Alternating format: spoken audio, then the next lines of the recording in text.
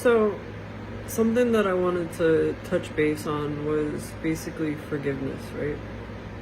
Now, I've always been a forgiving person to a fault, right?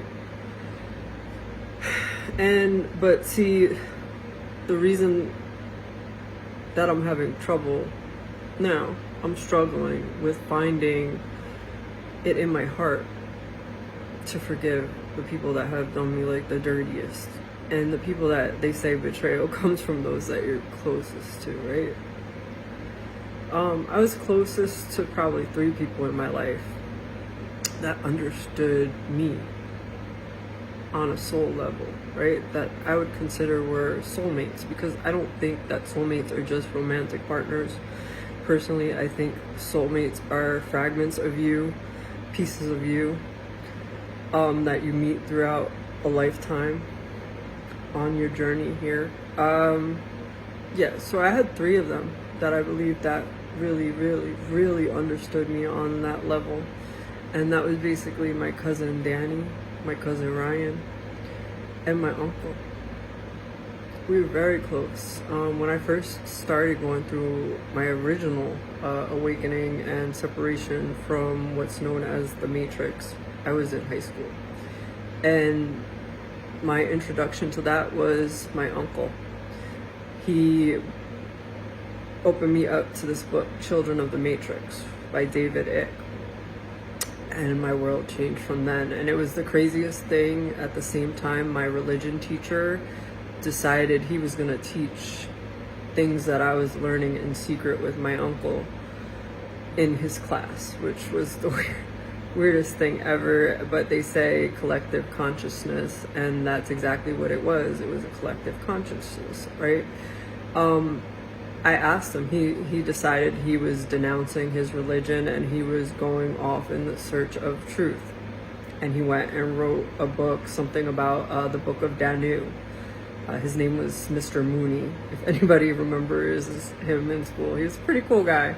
But I was just floored by that. Like, how could he know about all the things that I was learning in secret? Because it was heresy. Especially, it was not allowed in my family. My family was devout Christians. We had to go to church all the time, scriptures here and there.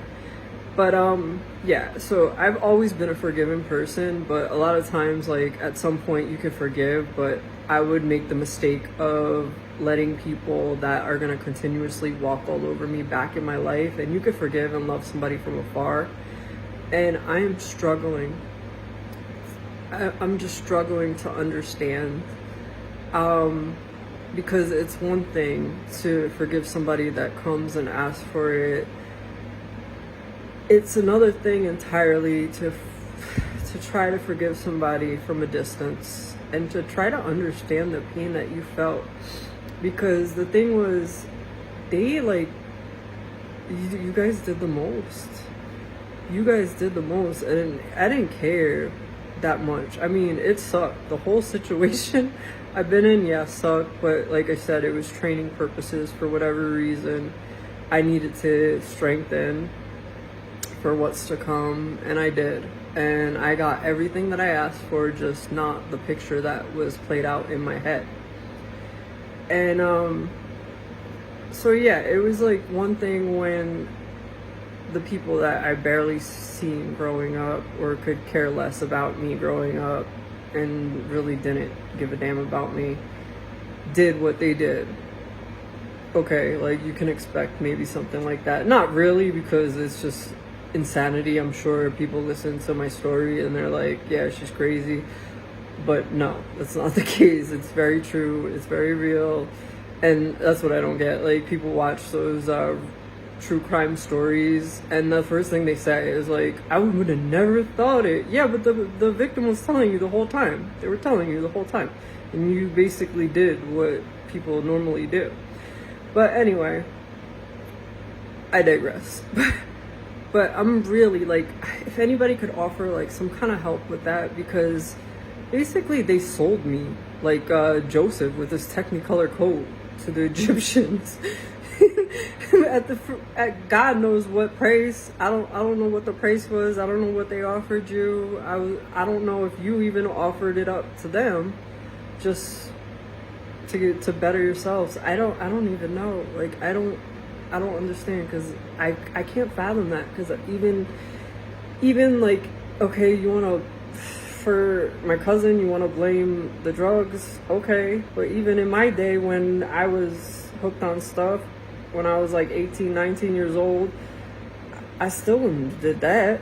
I still would not have sold you out like that. Like, you sold me up. You were perfectly fine with somebody basically taking me, right?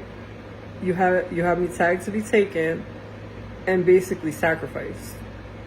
And God knows what would have happened if I would have been grabbed that day in New Jersey when my car was tagged, right? So, or the day when you hit me up and was like, I just want to reconnect. I just want to reconnect. And I'm like, something feels off. Thank God I listened to my intuition. Something fell off. And that picture that I saw, the only thing I could think of is whatever was inside of you, whatever attached onto you in your darkest moments consumed you, and it's no longer him. And that's how I'm gonna forgive you, because it was just, you couldn't take it, right? I'm gonna say that you couldn't handle it. You weren't strong enough. You were so weak that you broke, and whatever was attached to you, whatever force, entity, demon that you called in, it took over you. It had to take over you. There's no other way, because I don't think the human part of my cousin would have did that,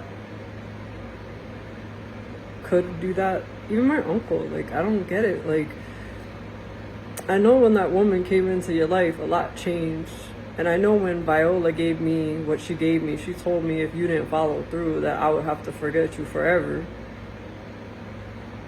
I didn't want to ever believe that I would have to forget any of you. But, you know, and when I did talk to Ryan, I don't know if Ryan was involved with it, and I'm hoping that he wasn't, because I just, the pain of knowing that my cousin and my uncle, like, two of the people that were the closest to me in the world, that were my ride or die at one point in time, could do the things that they did. Like, I don't understand. Like, you sat there and talked to me about things, Rob, and when nobody else reached out to you, they were happy to gossip about what was going on with your life. And I asked them, I said, did anybody reach out to him and ask him if he's okay? I reached out and asked you if you were okay. And what did you do? You abused your power, your position of power. You're a psychologist, right? And let me guess, you wrote off that basically, like, I wasn't all there. You used stuff that you believe in, that you agree with, that you feel deep down inside because you know it's the truth. And you used it to basically sign off and fill your pockets. You abuse your power. You shouldn't be in the position that you're at. You shouldn't be a behavioral psychologist whatsoever. That's disgusting. And see, that's the thing. Grandma used to complain about you, and I would stick up for you. And it's the funniest thing, like, all the time. The people that you stick up for will turn around and, like, do you the dirtiest sometimes. So that's why sometimes you gotta forgive and you gotta move on.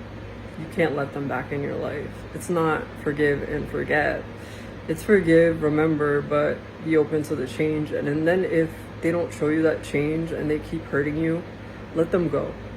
Let them go and grow. And the thing is, I still want you to eat, just not at my table.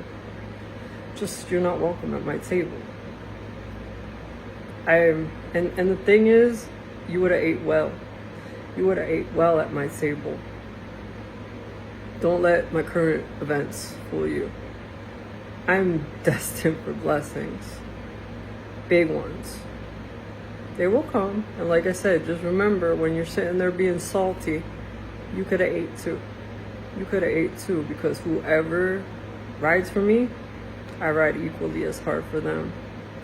I'm a very loyal person, to a fault, obviously. To a fault sometimes. But yeah, so something I'm working on right now is forgiving people that did you so dirty. So dirty, but it's for me. Don't drink poison and expect the other person to die, right? So